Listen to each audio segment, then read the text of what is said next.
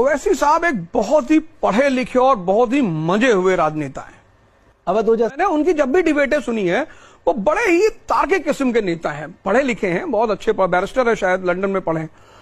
तो राष्ट्रवाद और दबे कुचले का मुद्दा लेकर चलने वाले एक बहुत अच्छे नेता माने जाते हैं। अब तेजस्वी जी ने उन्हें चरमपंथी किस आधार पर कहा? आपकी स्क्रीन पर दिखाई दे रहा है ये शख्स कौन है? ये ओझा सर है। ये कौन ओझा सर? जो यूपीएससी वालों को कोचिंग देते हैं, आईएएस बनाते हैं। आईएएस आपको पता है आईएएस क्या होता है? ये इंडिया का टफेस्ट एग्जाम होता है ये, यानी कि डिस्ट्रिक्ट के जो मालिक होते हैं डीसी सर, उनके लिए ये जो है ये कोचिंग देते हैं, उनको पढ़ाते हैं ये, जब जाकर वो डीसी बनते हैं, डिस्ट्रिक्ट कलेक्टर बनते हैं। ये है ओझा सर। तो इससे आपको आइडिया लगा होगा कि ये छोटा मोटा इंसान तो नहीं है, ये बहुत बड़े कद वाले इंसान है। इनका मर्तबा जो है दुनियावी एतबार से जो है ज़बरदस्त है, एक लेवल का है। ये शख्स असदुद्दीन ओवैसी साहब की तारीफ कर रहे हैं, ये शख्स उनकी राजनीति की तारीफ कर रहे हैं, ये शख्स उनकी पर्सनालिटी की तारीफ कर रहे हैं, ये शख्स उनकी एजुकेशन और क्वालिफिकेशन की तारीफ कर रहे हैं, ये शख्स उनके तार्किक लॉजिक और दलाइल के बारे में बातें कर रहे हैं, मुसलमानों और पिछड़ा और दलितों के नेता के बारे में बातें कर रहे हैं। और ये कह रहे हैं कि ना सिर्फ ओवैसी मुसलमानों के इतने बड़े नेता हैं, बल्कि देश के लिए भी उतने ज़्यादा ही ये समर्पित है। देश की भी जब बात आती है तो सबसे आगे ये खड़े रहते हैं। संसद के अंदर जब ये बोलते लगता है कोई प्रोफेसर बोल रहा हो, ये शख्स बोल रहे हैं, मैं नहीं बोल रहा हूँ। ये इंडिया के एक बेहतरीन एजुकेटर या ट्यूटर कह सकते हैं, जो कि है ये ओझा सर, जो ट्यूशन देते हैं, कोचिंग देते हैं, पढ़ाते हैं, डीसी बनाते हैं, आईएएस निकलवाते हैं। वो बोल रहे हैं असदुद्दीन ओवैसी साहब के बारे में। लेकिन इसी महान हस्ती, इसी शख्स के बारे में कुछ दलाल लोग भी है मार्केट के अंदर। दलाल अगर वर्ड कुछ हार्ड हो गया है तो माफ़ कीजिएगा, लेकिन ऐसे लोग हैं मार्केट के अंदर। शायर साहब के नाम से जाने जाते हैं। एक महिला, एक मोहतरमा भी है, बाजी और दीदी भी है, जो इकरा हसन के नाम से जानी जाती है। इनसे बहुत उम्मीदें थी मुझे, इकरा हसन साहब से, साहिबा से। मुझे लगा था ये उतने हार्ड नहीं होंगे, ये जो है उनके खिलाफ नहीं बात करेंगे, लेकिन ये भी वही किया। अब तो ये कह रही है कि भाई क्यों लड़ रही हो ऐसे साहब, क्यों लड़ रहे हैं? 2-4-5 सीटें जीत कर सरकार नहीं बनेंगे तो लड़ क्यों रहे हैं?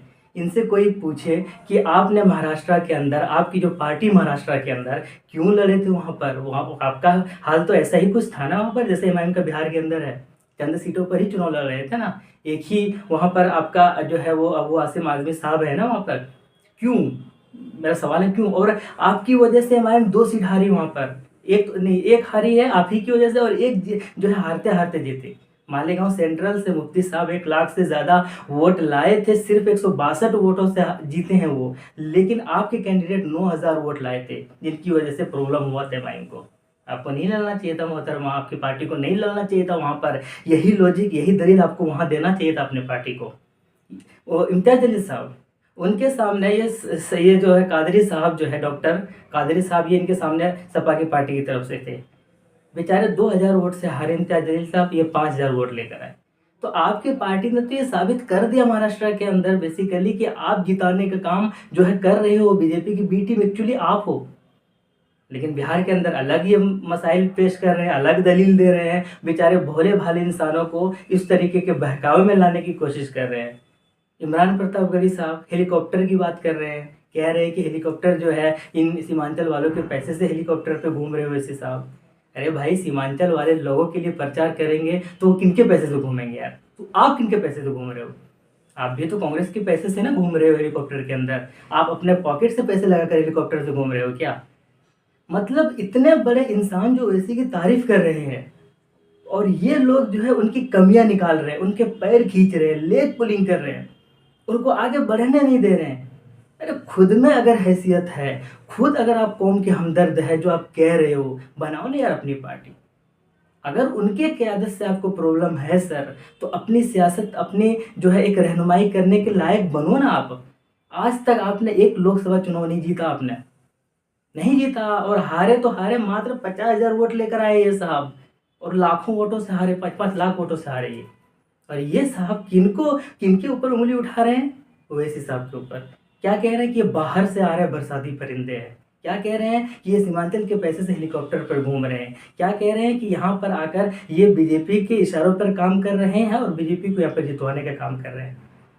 क्या लॉजिक दे रहे हो यार? और बहुत सारे मासूम भाई हमारे सीमांचल के उनके बहकावे में आ भी रहे हैं, उनके बातों में आ भी रहे हैं। मैं आपको बता दूं भाईजान, ये लोग जो है अपने आला कमान के इशारे पर बिहार के अंदर आए हैं, तो इनकी बातों में आप ना ही आए तो बेहतर है। इनके आला कमान ने इनको कह दिया है, इनके जो मोहतरमा के जो मालिक है ये अखिलेश यादव, उनको कहकर भेजा इनको कि जाइए आप मुसलमानों के अंदर बीच में रहिए और ओवैसी साहब का वोट काटने का काम कीजिए।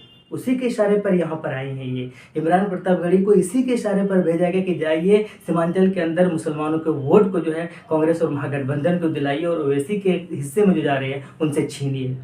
क्यों नहीं समझ रहे हो यार, क्यों नहीं समझ रहे हो? वो लोग, ये लोग अपने हैं, मैं भी मानता हूँ, इकरा हसन भी अपने हैं, इमरान प्रतापगढ़ी भी अपने हैं, लेकिन ये काम अपने लिए नहीं कर रहे हैं। ये काम अपने लिए कब करते, तब ये अपनी सियासी कोई अगर जमात होती जिसके अंदर ये खुद मालिक होते या किसी अपने कौम के मालिक के नीचे अगर काम करते ना, तब हम मानते ही अपने हैं। ये उस पार्टी के लिए काम कर रहे हैं, उनकी रहनुमाई कर रहे हैं, जिनको बोलने से पहले, संसद के अंदर बोलने से पहले इजाज़त लेना पड़ता है अपने मालिक का, अपने आका का, कि इस टॉपिक पर मुद्दा हो रहा है, क्या मैं बोलूं, क्या मैं बोलूं? इनको अगर कहता है कि हाँ बोलिए, तब ये लोग बोलते हैं, नहीं तो नहीं बोलते हैं। मौलाना इसरारुल हक कासमी साहब इसके एग्जाम्पल है, उनके मुंह से खुद उन्होंने अपने ज़बान से इन्होंने ये अल्फाज कहे थे कि मैं बोलना चाहता था लेकिन मुझे बोलने के लिए मना कर दिया। कहाँ फंसे हो यार? अभी भी मैं देखता हूँ ना, सीमांचल में बहुत सारे लोग इनकी बातों में आ रहे हैं, बहुत सारे लोग जो है वाह वाह कर रहे हैं यार। ना इनके पास कोई लॉजिक है, ना इनके पास कोई दलाइल है, ना इनके पास, ना इतना ये लोग इतना काबिल है, ना कोई इलेक्शन इमरान प्रतापगढ़ी को इलेक्शन भी जीता हो। लोग सब राज्यसभा के अंदर पहुंचा दिया गया है और सिर्फ इसी वजह से पहुंचाया है। यही काम है, यही काम दिया है इसको कि जाइए आप मुसलमानों के बीच में वोट काटने का काम करवाइए।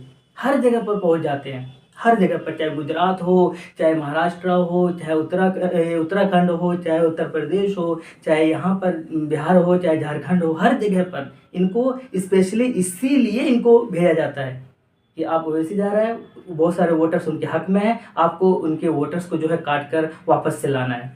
दो चार मिसरे पढ़ते हैं, जज्बाती बातें करते हैं और बहुत सारे लोग इनके बहकावे में आ जाते हैं।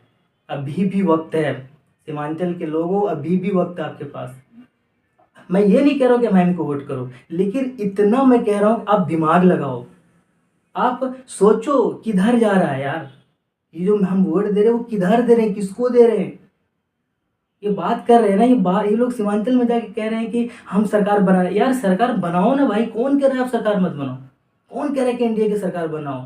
क्या इनके 5 सीट 10 सीटें जीत कर जो एमआईएम जीत सकती है, क्या उनकी सीटें छीन कर आप सरकार बना लोगे? सवाल तो ये भी है ना। 243 सीटें हैं और ये बेचारे 24-25 सीटों पर लड़ रहे हैं। यार इन्हें तो मजबूत होने दो थोड़ा सा, इन्हें तो सत्ता में भागीदारी की आने की बात करने दो, इन्हें तो कम से कम मुसलमानों की आवाज़ बनने दो।